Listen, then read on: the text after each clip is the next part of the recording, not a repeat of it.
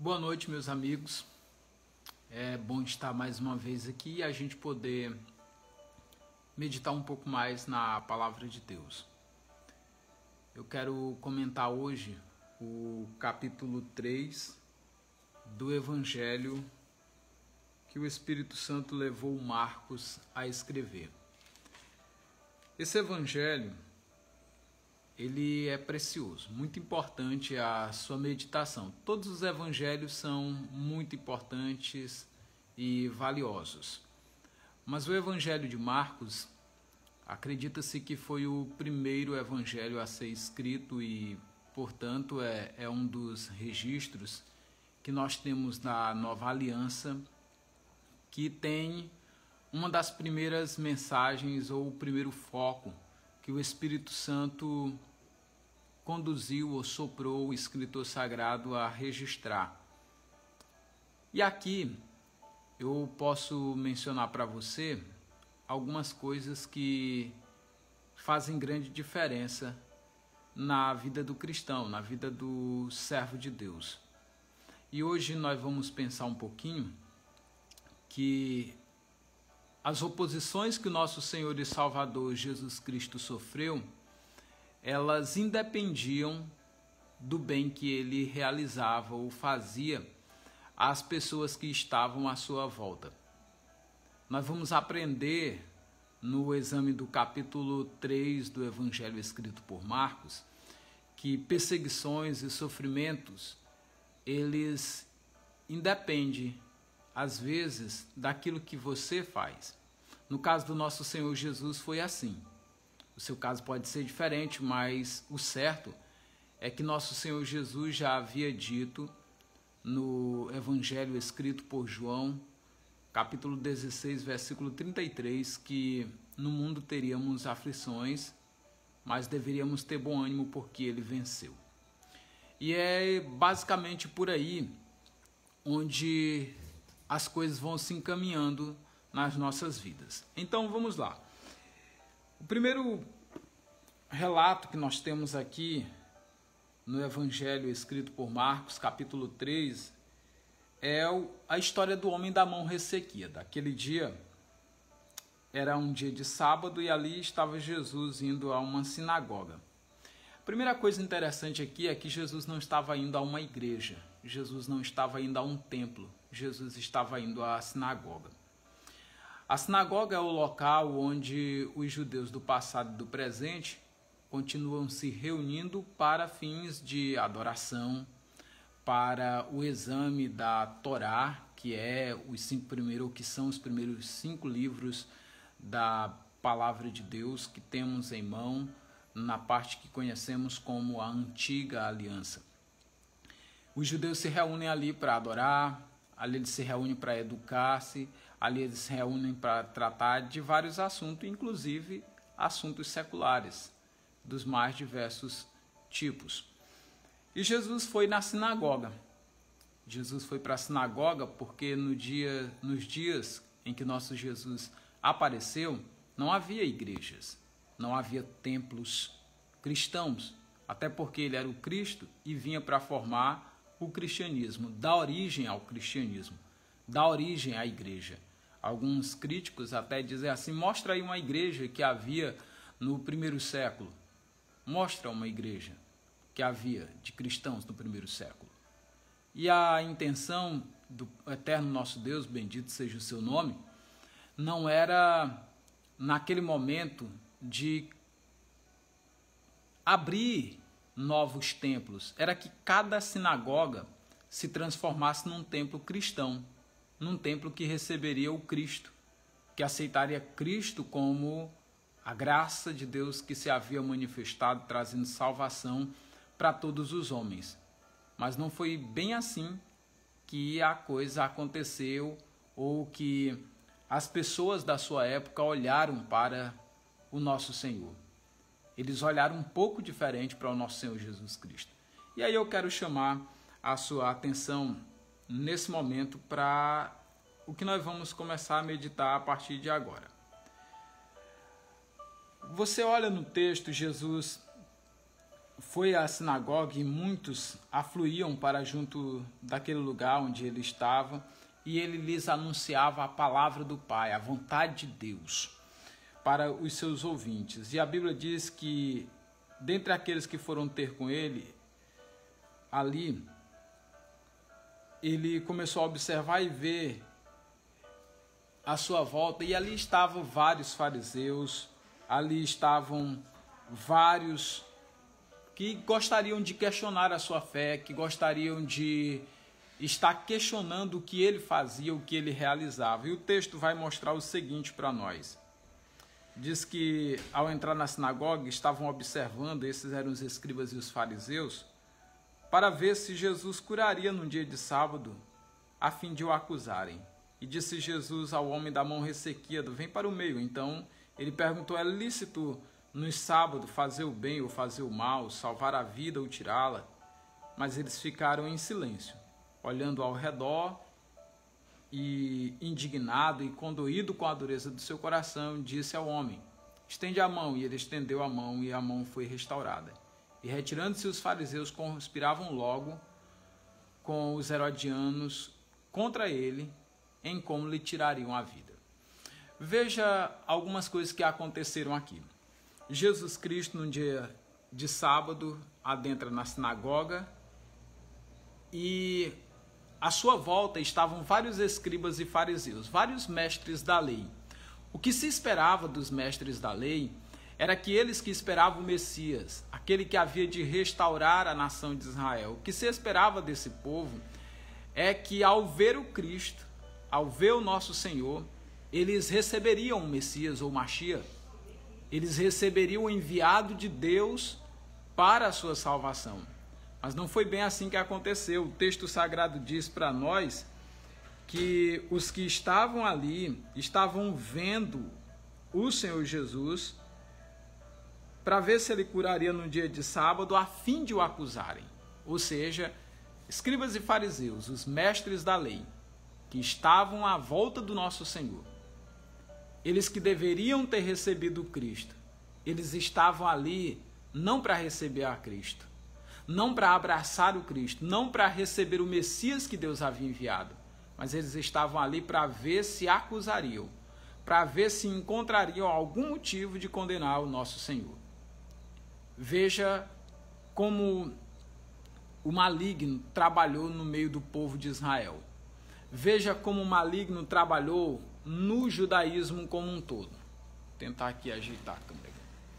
Veja como o maligno foi operando ali no meio daquela nação, no meio daquela gente, de modo que agora o Cristo chega, o Senhor da história chega, está entre eles, e eles não reconhecem. Como diz as Escrituras, veio para o que era seu e os seus não receberam, mas a todos quanto receberam, deu-lhes o poder de serem feitos filhos de Deus, a saber, os que creem, os que acreditam no seu nome. Mas os fariseus passaram, os mestres da lei, os escribas, passaram anos e anos, milênios, lendo a Torá, lendo a palavra de Deus, mas embora estivessem lendo, eles não entenderam e nem chegaram a conhecer quem era Jesus, porque foi misturando a palavra de Deus com as palavras dos seus mestres, com as palavras dos seus sábios, e aí a palavra de Deus ficou sufocada. É um alerta e um cuidado que nós devemos tomar hoje, especialmente com os nossos cursos de teologia, as nossas formações teológicas, para não deixar que o conhecimento teológico, que o conhecimento das ciências do tempo presente nos afaste da simplicidade do Evangelho e a gente creia mais nos expoentes das Escrituras do que na própria palavra de Deus. Os judeus passaram a crer mais nos que diziam os seus mestres, de tal forma que eles perderam de vista as Escrituras sagradas e agora não reconheciam Cristo, porque Cristo, o Cristo que veio, era diferente do Cristo que os seus escribas, que os seus sumos sacerdotes, os seus rabinos ensinavam. Então eles repulsaram Cristo. Assim, muita gente hoje tem dificuldade de andar com Deus e seguir a Deus porque ele quer seguir um Deus que é de acordo com o que disse o padre. Ele quer seguir um Deus que é de acordo com o que falou o pastor. Ele quer seguir um Deus que é de acordo com o que falou o imã. Ele quer seguir um Deus de acordo com o que falou o pai de santo. Ele quer seguir um Deus que é de acordo com o que falou aquele líder ou aquele outro. Porque eles esqueceram que a fonte da verdade é a palavra de Deus e que precisam buscar no livro do Senhor e ler para poder entender qual que seja a vontade do eterno nosso Deus, bendito seja o seu nome para a sua vida. E aí eu convido então você a olhar que Jesus foi lá na sinagoga, o povo estava olhando para ele, mas ao invés de olhar para ele para recebê-lo como Senhor e Salvador, estavam procurando em como o acusaria, de acordo com o que nós estamos olhando aqui no texto sagrado. Então o nosso Senhor Jesus Cristo pergunta para eles: vem cá, é lícito no sábado fazer o bem ou o mal, salvar a vida ou tirá-la? E eles ficaram em silêncio. É claro que eles não iriam responder para não se comprometerem. Eles queriam que Jesus falasse, para que Jesus falando eles pudessem acusá-lo e até condená-lo. Então eles estavam lá em silêncio, olhando ao redor. Jesus começou a ficar indignado com a dureza de coração dos mestres da lei. Jesus começou a ficar indignado com o comportamento daqueles judeus, daqueles judaizantes, daqueles membros do judaísmo. Porque eles estavam tão cheios de letras, mas eles não tinham a essência, o espírito e vida da letra. Eles perderam o Senhor de vista. E o Senhor Jesus disse: estende a mão, e ele estendeu. E o homem ficou curado. Os fariseus saem dali e logo começam a conspirar com os herodianos em como tirar a vida. Aqui você vê a cúpula que tem a liderança e que é chamado os líderes do sagrado, eu vou chamar assim. Aqueles que eram as lideranças do judaísmo, as principais cabeças do judaísmo, as principais lideranças que lidavam com a questão da fé, eles agora estão se retirando e começam a se unir aos políticos, que eram os herodianos. Aqui nós temos os fariseus, representando a liderança espiritual do judaísmo, e nós temos aqui os herodianos, representando a liderança política, porque Herodes era um político. E aí se reúne a liderança do judaísmo, a liderança sagrada do judaísmo, com a liderança política, e eles começam a conspirar em como vão tirar a vida do Senhor Jesus. Então, aqui cabe muito bem, esse é o primeiro exemplo que nós temos, de que as perseguições e a oposição que enfrentava o nosso Senhor Jesus, independia do bem que ele realizava. Ele fez uma cura, um milagre extraordinário. Todos deveriam olhar para o milagre que nosso Senhor fez e ficar feliz e dizer: uau, verdadeiramente Deus visitou o seu povo. Olha esse milagre extraordinário. Não, mas foram questionar. Ele está fazendo isso no dia de sábado. Alguns até nos nossos dias chegam a dizer assim: mas é lícito no dia de sábado fazer o bem. Só que você vai olhar no dia do curso do Enem, que é um bem que o jovem faz se preparar para o mercado de trabalho, não é se preparar. Eles não vão para o Enem, porque o Enem está sendo feito no dia de sábado. É lícito fazer o bem, mas não o bem de estudar. Que coisa, não? Se trabalha nos hospitais públicos ou privados, não importa qual seja, há pessoas doentes nesses hospitais nos dias de sábado, eles não podem trabalhar. Mas eles dizem que é lícito fazer o bem. É lícito fazer o bem, mas não vão fazer. Que coisa estranha, não é? Ensina uma coisa, vive outra. Dizem uma coisa, mas se comportam como se aquilo não fosse verdade. Tudo isso em nome de um zelo extremado que não aprenderam com o Senhor Jesus, vão invalidando a palavra de Deus por causa das tradições que eles próprios inventaram. Mas se adoecerem nesse dia, certamente eles vão procurar o hospital e querem ser atendidos. Deveria não ser. E nem procurar nesse dia tratamento de saúde. Afinal de contas, se não podem ajudar os outros, não deveriam ser ajudados pelos outros. É só um pensamento. Naturalmente, na minha avaliação, como cristão, eles devem ser atendidos todos os dias, independente de querer irem ou não ajudar as pessoas nesse dia. E aí Jesus se retira, e ao se retirar, ele está à beira-mar com os seus discípulos, ali na região da Galiléia, uma grande multidão está junto dele. Da Judéia também veio muita gente, de Jerusalém, do Mé, do Jordão e dos arredores de Tiro e Sidom. Várias partes dali as pessoas vinham ter com o nosso Senhor Jesus Cristo.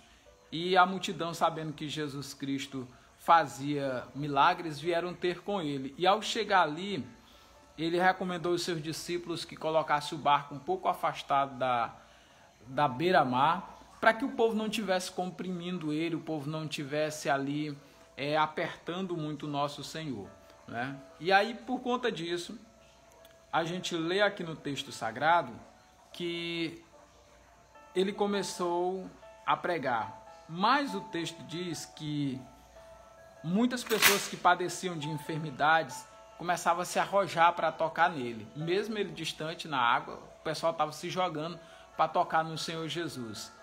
E os que estavam padecendo de enfermidade, bem como os que estavam possuídos de espírito imundo, vinham e se prostravam diante dele e dizia: Tu és o Cristo, Tu és o Filho de Deus.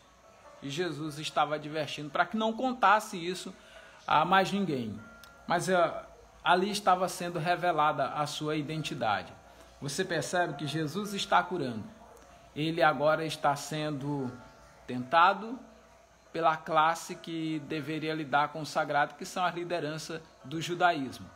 Ele está sendo perseguido agora pelos políticos, que é o caso dos herodianos. E agora os demônios estão possuindo pessoas. E os demônios agora também são expulsos pelo Senhor. Depois disso, nos versículos de 13 a 19, ele escolhe 12. E esses 12 que ele chamou a si aqueles que ele quis para estar ao seu lado e designou para estarem com ele e enviou-os a pregar, exercer autoridade sobre os espíritos imundos, expelir os demônios, e aí passa a relatar o nome deles. Uma coisa que eu quero chamar a sua atenção é que quando você olha para as escrituras sagradas, você vê o texto bíblico, então você percebe que Jesus Cristo ele tinha um projeto, ele tinha uma missão. Apesar de toda a oposição que ele enfrentava da liderança do judaísmo, da liderança política da sua época, a tentação que havia sofrido do próprio Satanás no deserto e os demônios que estavam possuindo pessoas, Jesus não perdeu o foco. Ele manteve o seu foco em meio à oposição. Ele separou 12 homens e enviou de 2 em 2 para que pregasse o evangelho. Esses 12 que ele separou era para estar ao seu lado na proclamação do evangelho. Ele deu poder sobre os espíritos malignos, sobre as enfermidades, para que eles curassem os enfermos.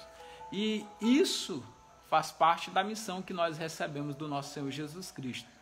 Eu às vezes fico olhando muitos irmãos, quando ouve falar de casos de possessão demoníaca, diz assim: ah, pastor, meu Deus do céu, fulano de tal estava possuído, Deus me livre de nem me aproximar dessas coisas, não quero nem saber. É porque o irmão ou a irmã não sabe do poder que tem, não sabe da unção que recebeu, do poder que tem.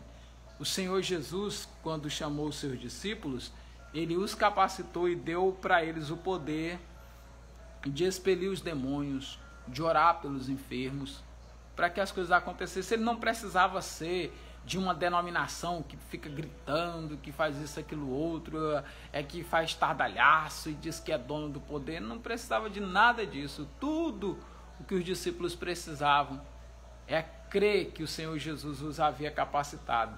E para nós está escrito na primeira carta aos Coríntios que em tudo nós fomos enriquecidos nele, em toda palavra, em toda sabedoria, de sorte que nenhum dom nos falta, aguardando nós a revelação do nosso Senhor e Salvador Jesus Cristo. Então, tudo que é necessário para o exercício do ministério cristão, o nosso Senhor Jesus Cristo nos deu. Ele estava enfrentando a oposição, mas mesmo enfrentando toda a dificuldade, toda a oposição que enfrentou, como mostra o capítulo 3 do Evangelho escrito por Marcos, sob a direção do Espírito Santo, você vai perceber que mesmo assim ele não perdeu o foco.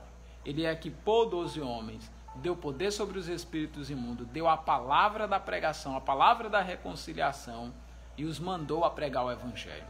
Eu só estou falando hoje do Evangelho para você, agora, através desta rede social, porque o Senhor Jesus Cristo separou homens para que estivessem prosseguindo com a mensagem do reino de Deus. E aqui estou eu. E existem milhares e milhares espalhados pelo mundo inteiro que estão buscando fazer a vontade do Senhor, pregar a mensagem do reino de Deus e levar Cristo para as pessoas.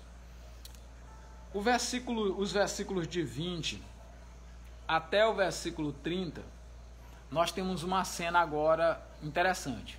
Você viu ali políticos perseguindo o Senhor Jesus, você viu a liderança do judaísmo, a cabeça do judaísmo perseguindo o Senhor Jesus, os demônios que vinham, e ali, como parte daquele plano de conspiração que nós temos aqui no versículo 6, que diz que retirando-se os fariseus, conspiravam logo com os herodianos contra ele em como lhes tiraria a vida. Aqui parece que o plano dele já começa a estar em ação e o efeito já se pode perceber. Porque no versículo 21 diz que: e quando os parentes de Jesus ouviram isso, saíram para o prender, porque dizia estar fora de si. Olha só, os parentes do nosso Senhor Jesus, quando viram o Senhor Jesus com os seus discípulos naquela jornada missionária, diziam: ele está fora de si, e vieram para prender o Senhor Jesus. É impressionante, tem coisas que acontecem e a gente não sabe entender. Por exemplo, aqui, como é que a gente vai entender os parentes do Senhor Jesus, os parentes biológicos, né, do Senhor Jesus, saindo para prender ele? Tem gente que diz que esses parentes aqui de Jesus eram os discípulos. Não, não eram os discípulos, não. Os discípulos estavam com ele, viu? Ele separou os discípulos para estar com ele. Os discípulos estavam ao seu lado. Mas aqui, os parentes biológicos do Senhor Jesus vieram para o prender, porque acreditou na crítica dos herodianos, porque acreditaram na crítica dos fariseus. Deixa eu dizer uma coisa para você. Quantos pastores hoje, quantos homens de Deus, quantos crentes, quantas mulheres de Deus estão sofrendo hoje porque a liderança política inventou calúnias com seus nomes?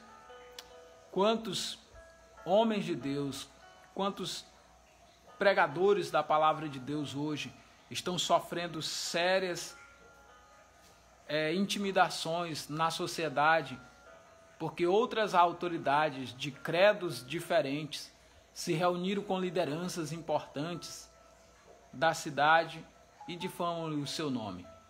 Pois bem, se isso está acontecendo com você e você é um ministro de Deus, se alegre, porque foi assim que aconteceu com o nosso Senhor Jesus Cristo.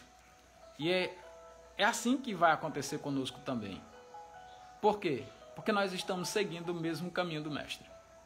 Então, quando você vê alguém se levantando para pregar a palavra de Deus e agindo com fidelidade como fez o nosso Senhor, você vai ver que vão se reunir comerciantes, lideranças que estão envolvidas com os sagrados, vão se reunir lideranças políticas, vão se reunir lideranças de outros credos que não têm temor de Deus, mas que usam o nome de Deus em vão e têm alianças sujas com lideranças, tudo para ganhar visibilidade social, e vão desprezar o mais importante, que é o temor de Deus, que é o temor de Cristo.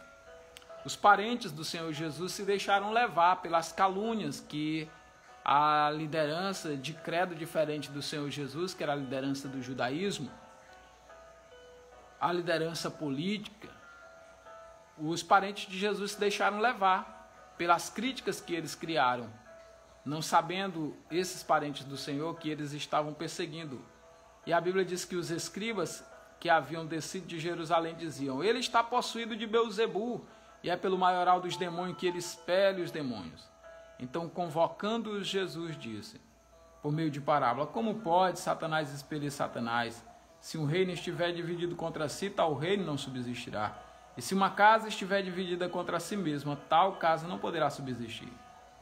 Se, pois, Satanás se levantou contra si mesmo, está dividido e não pode subsistir, mas perece. Ninguém pode entrar na casa do valente e roubar-lhe os bens, sem primeiro amarrá-lo, e só então lhe saqueará a casa. Em verdade vos digo que tudo será perdoado aos filhos dos homens, os pecados e as blasfêmias que proferirem.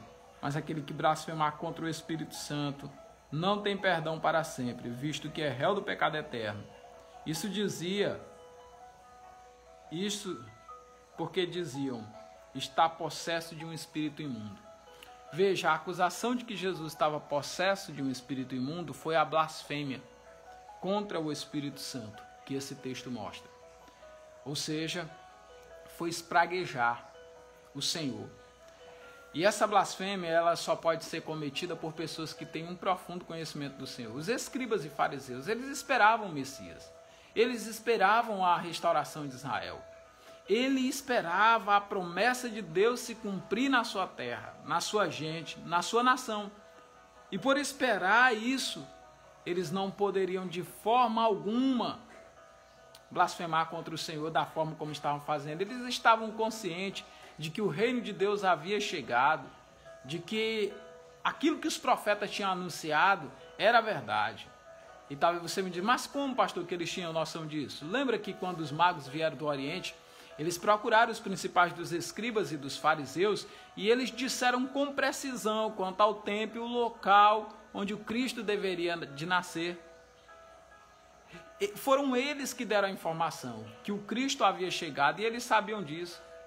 Mas agora eles estavam com medo de perder a sua importância, a sua relevância de sumo sacerdote, de liderança, que tinha os primeiros locais nos banquetes, que tinha os primeiros locais na mesa dos príncipes da Judéia, dos príncipes da Galileia, dos políticos de Israel.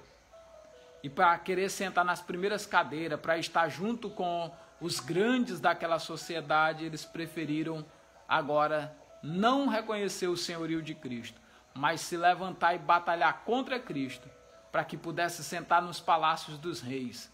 Isso é muito parecido com alguns que têm deixado de ser honesto com o evangelho para agradar o prefeito da cidade, para agradar o governador do estado, para agradar o presidente da república.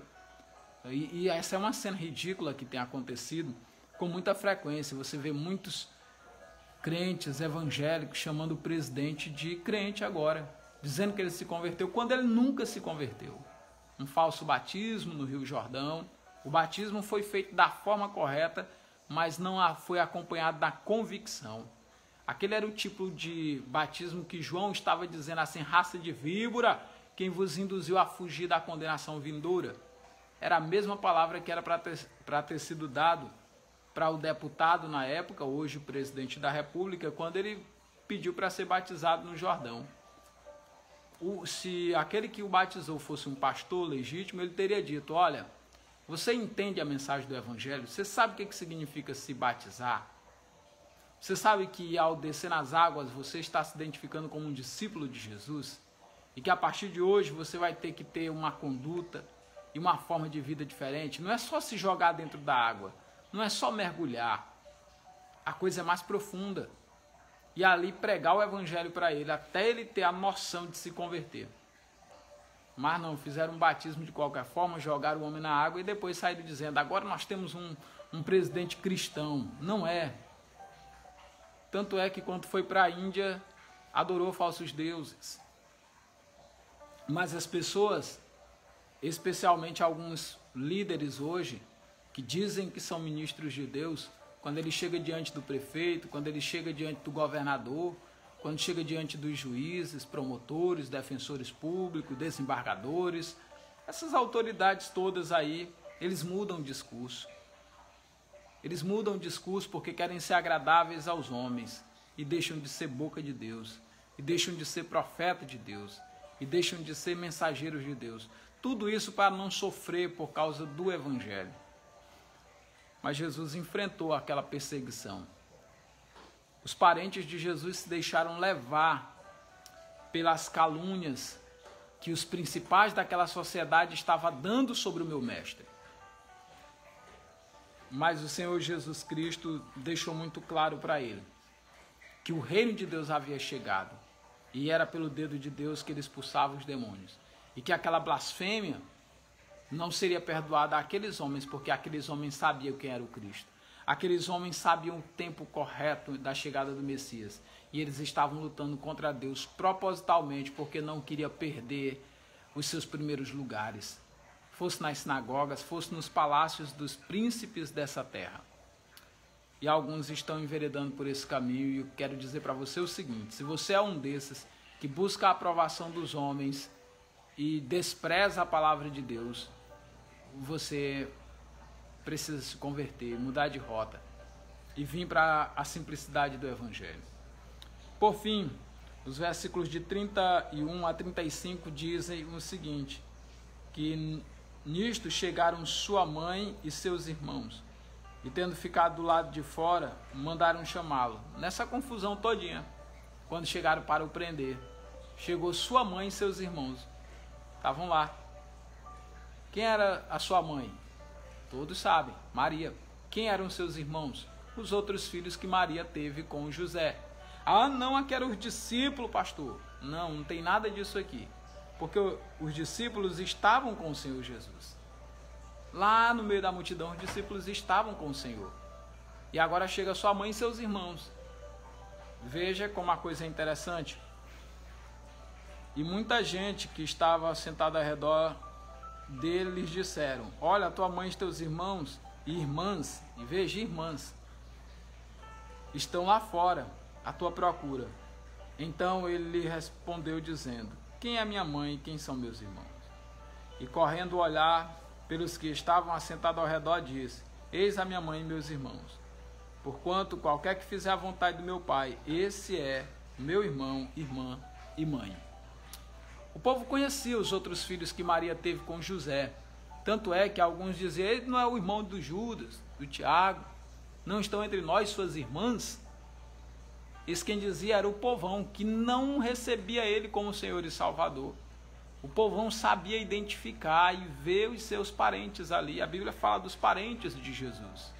E entre esses parentes aqui é destacado a mãe, os irmãos e as irmãs que estavam lá fora. E Jesus vai e tira o foco do biológico e agora vai para o foco espiritual e diz: olha, minha mãe, meus irmãos e mãe são aqueles que se convertem, são aqueles que fazem a vontade do meu Pai que está nos céus.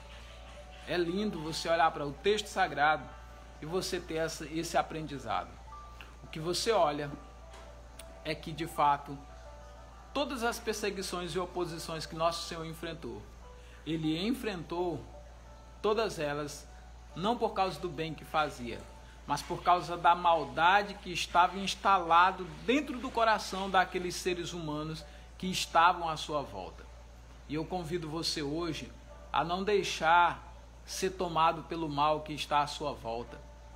Não deixar ser tomado pela mensagem de calúnia que é dada sobre os homens de Deus, sobre o povo de Deus, pelas lideranças, seja a liderança das forças armadas, da liderança política, seja a liderança de outros credos.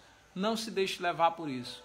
Os parentes de Jesus se deixaram levar e até queriam prendê-lo, porque achavam que ele estava fora de si. Inclusive é uma calúnia muito comum. Quando você prega o evangelho, quando você denuncia o pecado dos grandes, aí aparece alguém e diz assim: ele é doido, tem juízo não, não é normal não uma pessoa dessa. Foi a mesma coisa que disseram com Jesus. Disseram isso com o meu Senhor.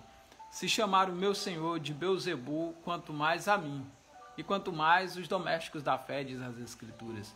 Então eu e você devemos nos alegrar quando coisas dessa natureza acontecerem, porque sabemos que a palavra de Deus está se cumprindo em nossas vidas.